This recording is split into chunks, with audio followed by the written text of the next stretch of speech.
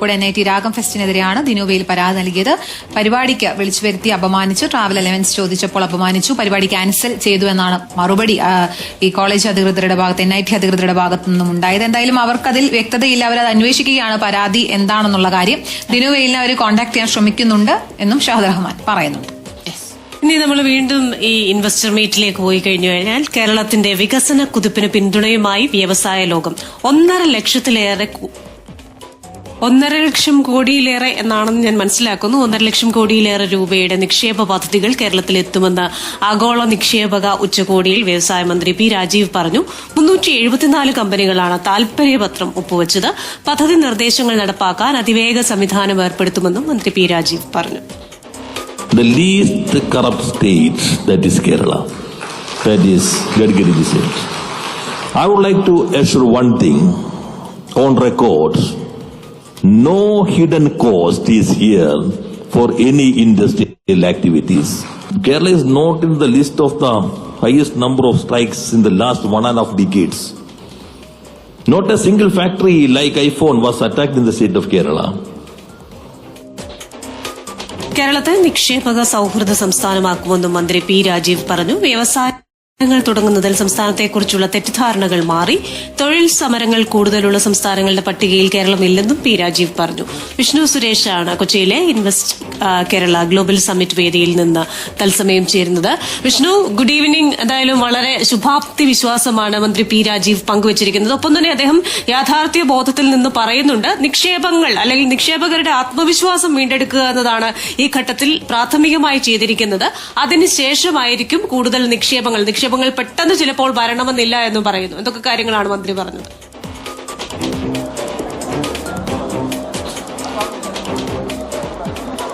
1,52,000 കോടി രൂപയുടെ നിക്ഷേപം ഈ കേരള ഇൻവെസ്റ്റുമായി ബന്ധപ്പെട്ടുണ്ടായിട്ടുണ്ടെന്നാണ് മന്ത്രി പി രാജീവ് അല്പസമയം മുമ്പ് നടത്തിയ പ്രസംഗത്തിൽ പറഞ്ഞത്. വളരെ പോസിറ്റീവായ ഒരു സൈനാണ്.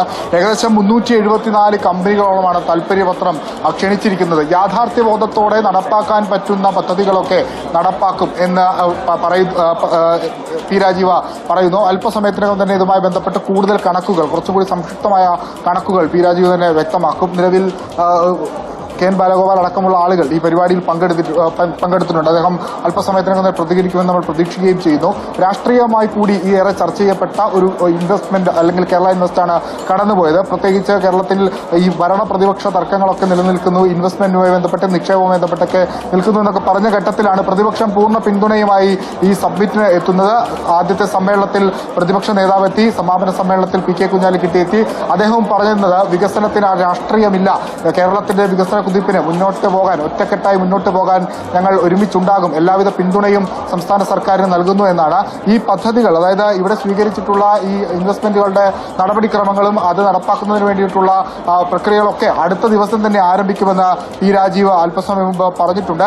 നോഡൽ ഓഫീസർമാരെ കൃത്യമായി നിയോഗിച്ച ശേഷമായിരിക്കും ഈ പദ്ധതികൾ ആവിഷ്കരിക്കുക. അതായത് ഓരോ സെക്ടറുകളിലും കൃത്യമായി നോഡൽ ഓഫീസർമാരെ നിയോഗിക്കും. അവരായിരിക്കും ഈ പദ്ധതികൾ മുന്നോട്ട് കൊണ്ടുപോകുന്നതിന് വേണ്ടിയിട്ടുള്ള തുടർ നടപടികളൊക്കെ സ്വീകരിക്കുക. ചീഫ് സെക്രട്ടറിയുടെ നേതൃത്വത്തിൽ കൃത്യമായ ഇടവേളകളിൽ അവലോകന യോഗം ചേരും. അതായത് പദ്ധതികൾ പ്രഖ്യാപിച്ചതിനു മുമ്പും കേരളത്തിൽ ബിസിനസ് മീറ്റുകൾ ഉണ്ടായിട്ടുണ്ട്. അന്നും കുറേയേറെ നിക്ഷേപ പ്രഖ്യാപനങ്ങളൊക്കെ വന്നിട്ടുണ്ട്.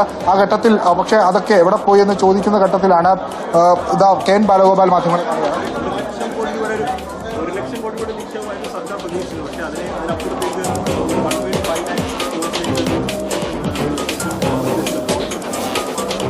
വളരെ പോസിറ്റീവായിട്ടുള്ള വളരെ നല്ല ഒരു അന്തരീക്ഷത്തിലാണ് നമ്മുടെ ഈ മീറ്റ് കംപ്ലീറ്റ് ചെയ്തത്.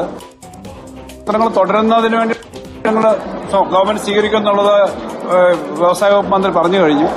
1.5 ലക്ഷത്തിലധികം കോടി രൂപയുടെ നിക്ഷേപത്തിന് വേണ്ടിയിട്ടുള്ള നിർദ്ദേശങ്ങളെല്ലാം വന്നതിനെപ്പറ്റി അദ്ദേഹം സംസാരിച്ചു കഴിഞ്ഞു വിവിധ കമ്പനികളിൽ നിന്ന്. അപ്പോൾ അത് കൂടുതൽ നന്നായി മുന്നോട്ട് കൊണ്ടുപോകാന്നുള്ളതാണ്.